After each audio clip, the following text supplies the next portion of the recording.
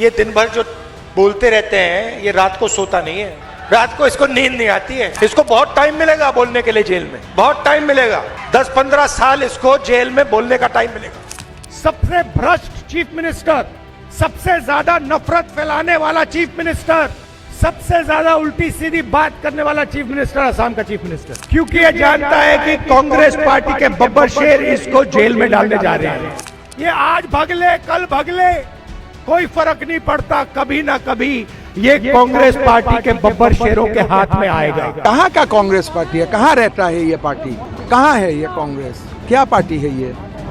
मैं तो नाम भी नहीं सुना हूँ। पवन खेड़ा ने बोला कि कौन सा पवन खेड़ा? वो तो भगोड़ा है, उनका रिप्लाई में क्यों देना है? असम, केरल और पुडुचेरी में हुई भारी भरकम वोटिंग ने राजनीतिक हलचल तेज कर दी है।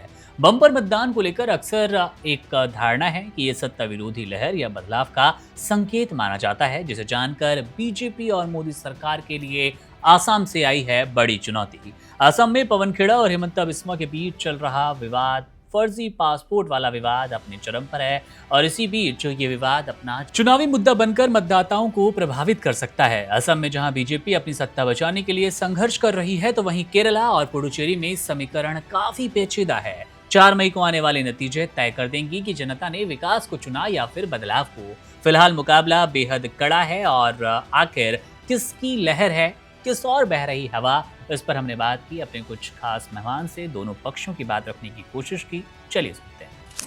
अगर हम भ्रष्टाचारी को भ्रष्टाचारी ना कहें, हम एक बात समझ लीजिए, आसाम में, पौंडीचेरी में और केरला में 140 सीटों पर चुनाव है, आसाम में 126 सीटों पर चुनाव है और पुडुचेरी में 30 सीटों पर चुनाव है। केरला में आप ये देखिए कि लोग, वहां की साक्षरता लिटरेसी दर 96 पॉइंट समथिंग है। वहां पर लोग डिग्री छुपाते नहीं है, अपनी डिग्री दिखाते हैं कि लीजिए साहब हमारी डिग्री है। आपके यहाँ चैनल पे कोई इंटरव्यू देने आता तो आप डिग्री मांगते नहीं मांगते कि क्या पास करा है, या कहीं इंटरव्यू देश की सरकार में कहीं भी चले जाइए, हर जगह डिग्री मांगते हैं। लेकिन इस देश में तो अजीब तमाशा है, डिग्री नहीं दिखाऊंगा और जो डिग्री पूछेगा उसको जेल भिजवाऊंगा। तो वो साक्षर लोग समझ चुके हैं वहां परिवर्तन है, और ना तो उनको ना उनके चेलों को कुछ वहां मिलने वाला, वहां परिवर्तन है। और यूडीएफ वहां 140 सीटों पे 2/3 बहुमत के साथ सरकार बनाने जा रही है। मैं केरला के कोझिकोड एक जिला है, कोझिकोड जिसे पुराना कालीकट जाने के नाम से जाना जाता है, वो तटीय इलाका है। आपको याद हो 1498 में एक वास्को डिगामा साहब वहां आए थे, नाविक थे जिन्होंने समुद्री राज्य से भारत की खोज की थी, यूरोप से लेके भारत की। तो उस कोझिकोड कालीकट में मैंने ये देखा, वहां के लोगों के बीच ये पाया कि एक तो गैस की, सिलेंडर की, कॉमर्शियल सिलेंडरों की बड़ी दिक्कत थी। वहां देश की सरकार कहती है सब चंगासी, सब चंगासी। अरे भाई कहाँ चंगासी है? 40% उद्योग जो है पर्यटन का बंद होने के कगार पर है। और फिर उसके बाद, चूंकि मैं थोड़ा सा हट के और बोलूंगा 10 सेकंड, फिर उस पर वापस चला जाऊंगा। मैं उत्तराखंड भी पीछे अभी गया। उत्तराखंड में एक जगह है नौकुचिया ताल। नौकुचिया ताल में बहुत खूबसूरत जगह है, लोग वहां जाते हैं, आते हैं, लेकिन पर्यटन में व्यवसाय है। वहां पर धामी साहब मुख्यमंत्री हैं, मोदी जी देश के मंत्री हैं, कहते हैं सब चंगासी, 56 इंच विश्व गुरु हैं। 40% उद्योग वहां कमर्शियल गैस सिलेंडर ना मिलने की वजह से बंद हैं। मैंने और चैनल पे भी आके कहा कि साहब ये चीजें देखिए, लेकिन हाथी के दांत खाने के और है, दिखाने के और है। अब मैं केरल पे वापस आ रहा हूँ। केरल में जो हालात चल रहे हैं, परिवर्तन की बयार है, वहां देखिए चीजें बदल रही हैं, लोग बदल रहे हैं। आप कुछ भी कहते रहिए, देखिए लोग जो आते हैं, किताब ले आते हैं बीजेपी से लिखी हुई, बीजेपी से कभी नहीं पूछेंगे कि आपके युग में महंगाई का क्या हाल है। तो 3-5 स्टेटों में चुनाव की वजह से महंगाई बढ़ नहीं रही है। यही सिलेंडर, यही पेट्रोल 20-20 रुपए लीटर बढ़ा मिलेगा अभी 4 मई के बाद, जब चुनाव खत्म हो जाएंगे। यही आपके सारे वो बढ़ जाएंगे, सब्जियों के दाम बढ़ जाएंगे, आपके पेट्रोलियम पदार्थ से कनेक्टेड चीजें, ट्रांसपोर्टेशन बढ़ जाएगा, हालात दाल, चीनी, तेल, सरसों का तेल है तो पहले ही बढ़ चुके हैं। ये चीजें। अब आप आसाम पे आइए।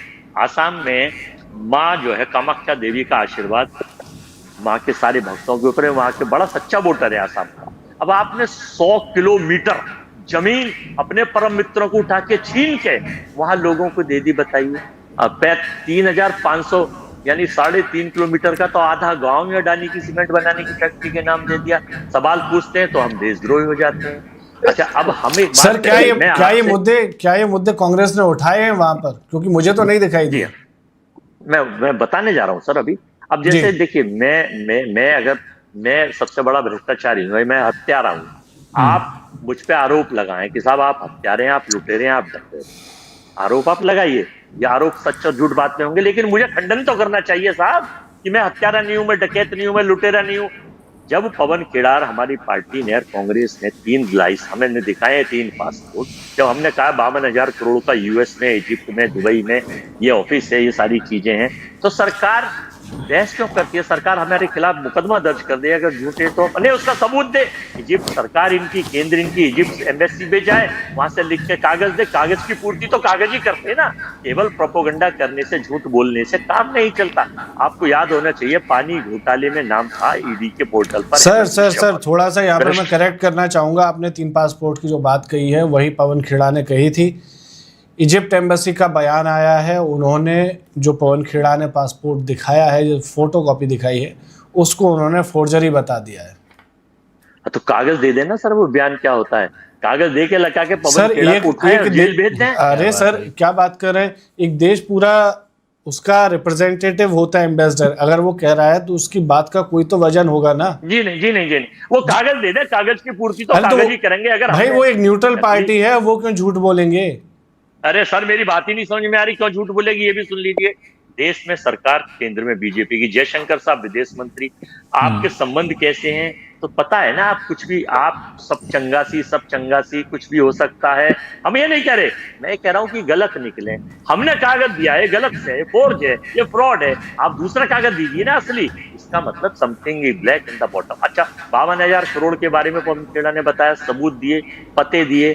दुबई में इन्होंने ये भी बताया दूसरे वीडियो में, कांग्रेस के लोगों ने, आप सुन लीजिए, उन्होंने दिए। ऐसा नहीं है कि उनका भाई है, अहमद विश्वकर्मा का पुलिस में ऑफिसर है, उसका बेटा और उनकी पत्नी दुबई में रहती है, एक स्कूल में पढ़ते हैं, वहां 21 लाख रुपए की फीस है, वो कागज भी उन्होंने दिखाया। तो खंडन करें ना कि नहीं पढ़ते हैं तो स्वीकार करें कि हाँ वो पैसा आपकी इनकम का है, तो उसे दिखाएं कि हम इतनी इनकम करते हैं, ले रहे हैं। तो बंगाल की चाय बागान वालों को आप मारने हैं, वहां जाकर फोटो खिंचवा के। वो महिला का एक इंटरव्यू चल रहा है कि हमें कपड़े पहना दिए, सेल्फी ले लिया और हमको फिर कुछ नहीं बोला, उतारवा लिया गया। तो ये हम नहीं कह रहे, हम तो कह रहे हैं बहुत अच्छी बात है, आप विश्व गुरु हैं, 56 इंची हैं, लेकिन उस विश्व गुरु 56 इंची का ट्रंप के सामने आप कुछ नहीं बोल पाते। आपको वो कहते हैं यस अगली बार ट्रंप सरकार, ट्रंप इज माय फ्रेंड। वो कहता है कि आप प्रशासन से तेल लेना बंद कर दो तो तेल लेना बंद कर देते हैं। वो कहते हैं कि आप वेनेजुएला से तेल खरीदिए, तेल खरीद लीजिए। ट्रंप का कोई भरोसा नहीं है, रात को झूठ बोलेगा, बार बार बोलो, जोर से बोलो, रोज बोलो, झूठ बोलो। ट्रंप चुनाव में नहीं है, चुनाव कांग्रेस और बीजेपी के बीच में है। मेरा सवाल ये है कि कांग्रेस मुद्दे उठाने से क्यों बार बार चूक जाती है, राहुल गांधी क्यों बार बार चूक जाते हैं? हम मुद्दे उठा रहे हैं, मुद्दे रख रहे हैं। सर कहाँ उठा रहे हैं आप मुद्दे? देश में इतने बड़े बड़े मुद्दे हो जाते हैं, मैंने एक दिन प्रोटेस्ट नहीं देखा कि आप पेट्रोल के बड़े दाम को लेकर आप सड़कों पर उतर गए हो, गैस सिलेंडर को लेकर आपने हाहाकार मचा दिया हो। गैस सिलेंडर मैं खुद कह रहा हूँ, आपकी सरकार में 341 या 351 रुपए का मिलता था, वो आज मैं 951 रुपए में खरीद रहा हूँ। लेकिन जिस तरीके से पार्लियामेंट में स्मृति ईरानी सिलेंडर लेके जाती थी, राहुल गांधी क्यों नहीं पहुंचे? सर वो देखिए, आपने देखा नहीं, राहुल गांधी को अगर राजनीति करनी है, सीरियस पॉलिटिक्स करनी है, तो उन्हें इस तरह से विरोध करना पड़ेगा, ग्राउंड पर उतरना पड़ेगा, इससे काम नहीं चलेगा। देखिए नरेंद्र मोदी जी कभी सिलेंडर उठा के आए थे स्मृति ईरानी के लिए, हमारी महिला नेता अलका लामा उठा के गई सिलेंडर, हमारे एमपी उठा के गए। नरेंद्र मोदी ने गुजरात में कांग्रेस खा ली है एक तरीके से, है ना? कह रहा हूं, अगर वो विपक्ष में होंगे तो वो नौबत उनके सामने आएगी और उन्हें भी उठाना चाहिए, क्योंकि वो लंबे समय से पक्ष में बैठे हुए। उनके पास ED, CBI, IT, income tax प्रशासन, अडानी, अंबानी, पुलिस, और इनके पास सारे साधन है, सहयोगी दल हैं, तो वो कुछ भी खा सकते हैं। उनकी तो कोई सीमा ही नहीं है, देखा नहीं था? अरे उनकी सीमा मैं आपकी इन सारी बातों से सहमत हूं। मुझे बस ये बताइए कि राहुल गांधी मुद्दे उठाने में कैसे चूक जाते हैं, क्यों नहीं पहुंचते वो किसी भी ग्राउंड पर? पूरे देश में हम जितनी जनता के मुद्दे हम उठाते हैं अपोजिशन के नाते, कहाँ उठाता? दिखते तो आप है नहीं। इंदौर में जहरीला पानी पीने से 30 से ज्यादा लोग मर गए हैं। राहुल गांधी एक दिन इंदौर नहीं पहुंचते हैं। इतना बड़ा मुद्दा हो जाता है। ये तो मुझे एक याद आ रहा है, इसलिए मैं इसका उदाहरण दे रहा हूँ। इंदौर में हमारा जीतू पटवारी वहां गए, हमारा प्रतिनिधिमंडल गया, पूर्व मुख्यमंत्री गए कमलनाथ जी, और उस मुद्दे को पूरे राष्ट्र में डिबेटों में उठाया, चर्चा में उठाया। राहुल जी ने पूरा ट्वीट किया, प्रियंका जी ने। आप अपनी पार्टी को बहुत अच्छे ढंग से डिफेंड कर रहे हैं, लेकिन वो आपके लिए लाभप्रद नहीं है, आपको मानना पड़ेगा। खैर चलिए बीजेपी की तरफ जाते हैं। राम कुमार जी भी हमारे साथ है।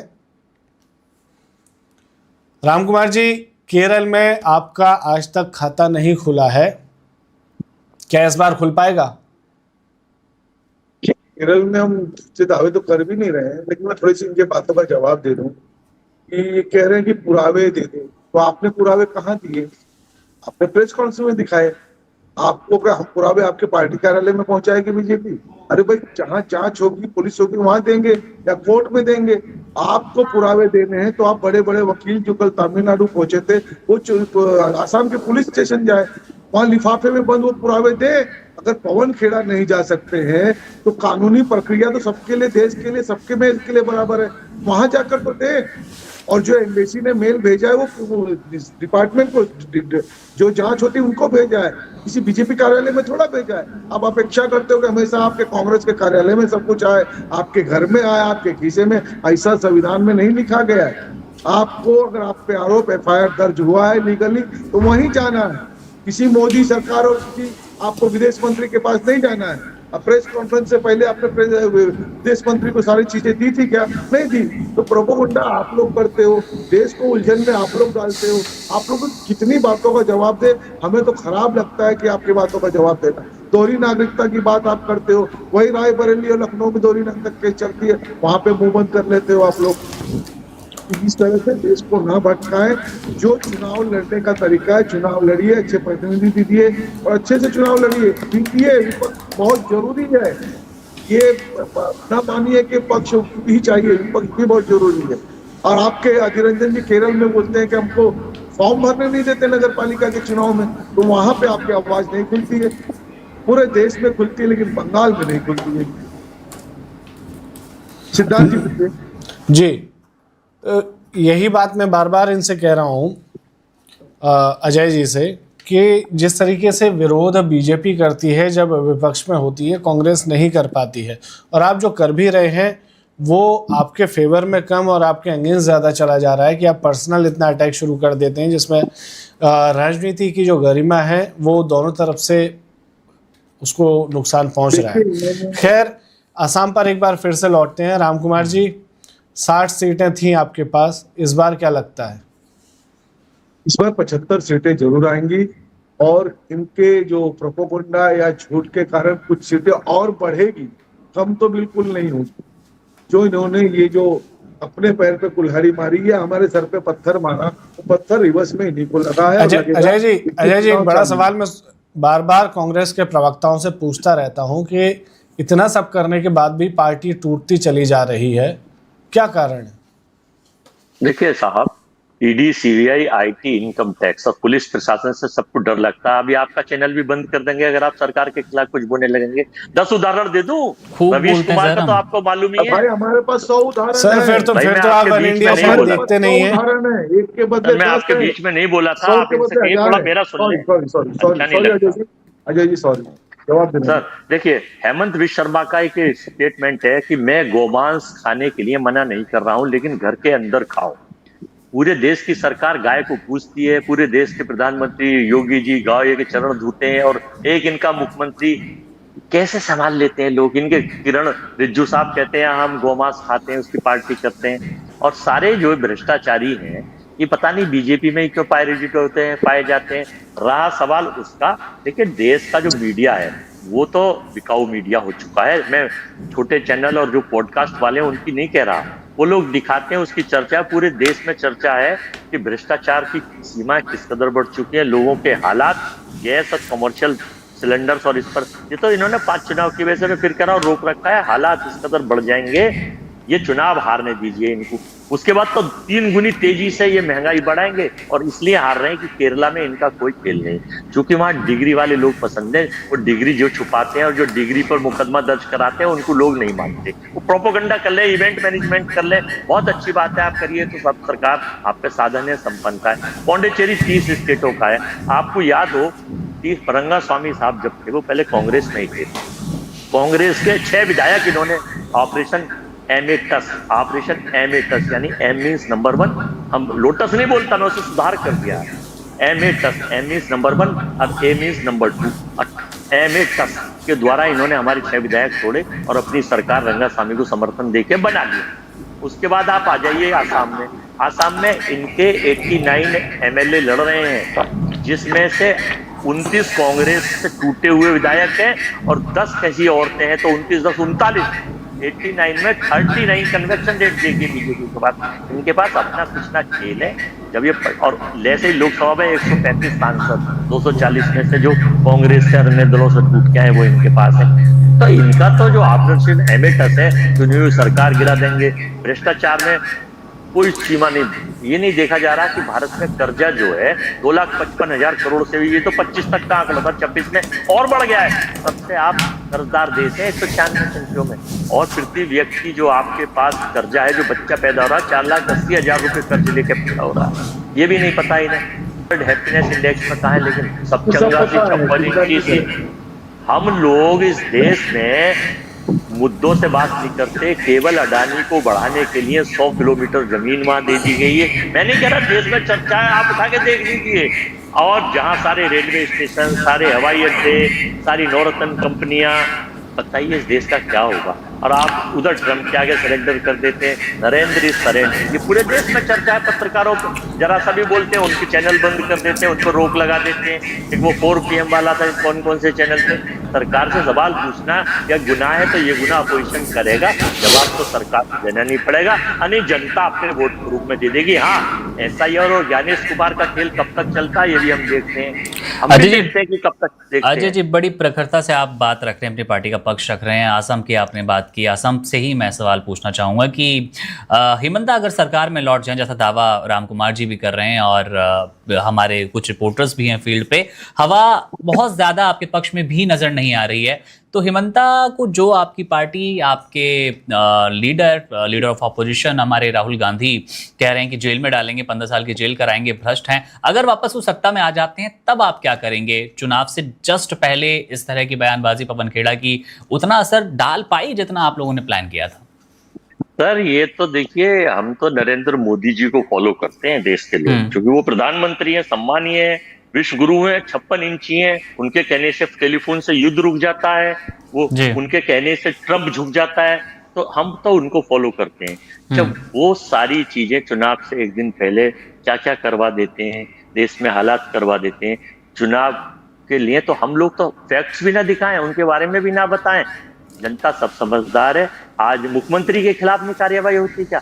हमने तो पहली बार आपने संसद में देखा, ज्ञानेश कुमार के खिलाफ महाभियोग लाए थे, लेकिन चूंकि सरकार इनकी है, हम तो स्पीकर के खिलाफ भी महाभियोग लाए थे, वो भी माइक बंद कर देते हैं।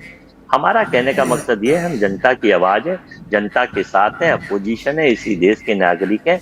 हमारा एजेंडा पाकिस्तान नहीं है, हमारा एजेंडा हिंदू मुस्लिम नहीं है, हमारा एजेंडा केवल यह है कि भारत के हित की बात करेंगे, भारत के रहने वाले हैं, भारत की बात बताते हैं।